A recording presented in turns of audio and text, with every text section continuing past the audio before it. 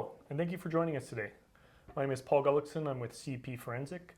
Today we're in our Edmonton office, and we're going to be talking about fire investigations, specifically vehicle fire investigations. And joining us today is Jeff Woke. Hey, Jeff. Hi, how's it going? Good. The reason I asked Jeff to join us is because he's got a bit of a unique profile related to vehicle fire investigations. Across the country, our fire investigators are all certified fire and explosion experts. Many of them are certified vehicle fire investigators, both of which Jeff is. But in addition, Jeff is also a mechanical engineer. In fact, we graduated together. That gives him a solid scientific foundation as well as a good understanding of how vehicle systems work. In addition to all of that, your dad's also a mechanic. That's right, yeah. I spent a lot of time in the mechanic shop working on vehicles, even wrapped my knuckles a few times. I bet, yeah. All right, well, let's get into it, and let's start with the obvious question. Why do vehicles burn? Vehicles generally burn for a few reasons. The design of the vehicle, manufacturing of specific components, installation of those components on the vehicle, and whether the vehicle is properly maintained. Another factor to consider is the human factor. You know, whether it's somebody smoking inside the vehicle or they wanted to intentionally ignite their vehicle. Important thing to find out. Yeah, absolutely. Okay, so then that's why a vehicle may burn. What's our involvement? Why are we getting involved to look into these? We generally get involved for a couple reasons. One would be to make sure that these vehicles are safe to be on the road. And then the second reason is to identify any potential contributing factors and subrogation for insurance companies. Yeah, and on the safety side of things, I know we've had a few where we would work with or for Transport Canada on vehicles that we see kind of a pattern of them burning. We're going to look into that and see if there's a fundamental issue with that vehicle, and then that may result in a recall to either get it fixed or get those vehicles off the roadway.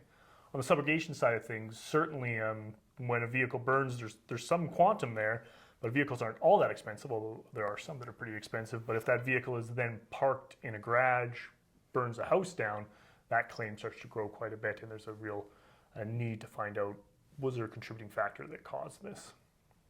Okay, so now let's jump into the investigation itself. Before you're getting out to the vehicle, you need to gather some information. Why don't you take us through that? Yeah, so one of the first calls we would make is to the driver. The driver would have a first-hand account of the vehicle, how it was operating that day, whether the engine was malfunctioning, whether there was an alert on the dash. So in addition to that, we'd reach out to the fire and police departments to get some information on what they saw when they arrived on the scene, as well as do some recall researches. Maybe there's a specific component on those vehicles that are, contributing to fires. And then lastly, we'd reach out to do some environmental research.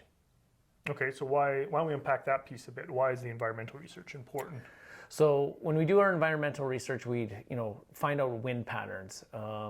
It's important because the fire may have originated on the left side of the vehicle and the wind would push it to the right side. So in that case, you might see more fire damage on the right side versus the left side.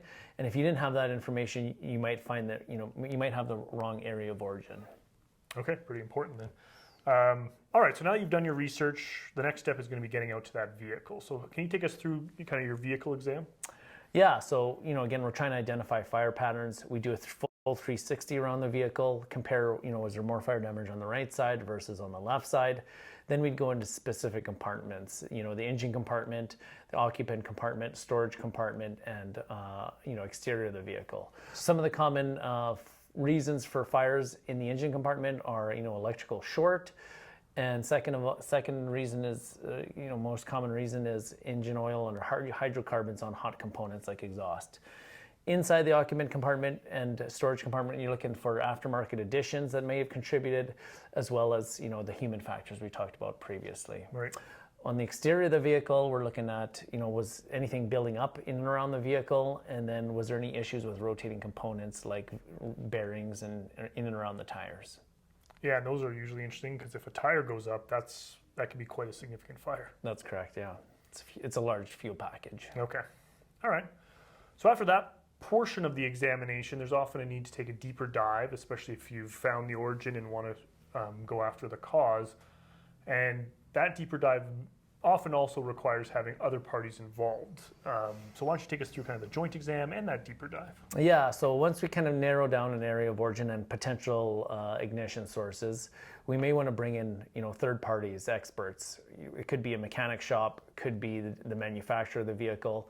And once we do that, then we can start, removing components and, examining them in a lab setting, maybe an X-ray, maybe a microscope, and, further narrow down that root cause. Okay. Yeah, and the reason that's important is because on the subrogation side, we want to ensure that if someone contributed to this vehicle burning, that they have the same opportunity to do the investigation and hopefully come to the same conclusion. So it's important to have all parties that may be involved there at the time. On the safety side of things, again, we're involving the manufacturer potentially, and certainly Transport Canada to kind of find out if there is a fundamental issue with the vehicle. All right, I think that's all the time we have today. Thanks, Jeff, for joining us and taking us through this topic. Thanks for having me. And thank you for joining us. If you have any questions on fire investigation in general or with respect to vehicle fire investigation, don't hesitate to reach out. You can get a hold of us at our website, cp-experts.ca. Thank you.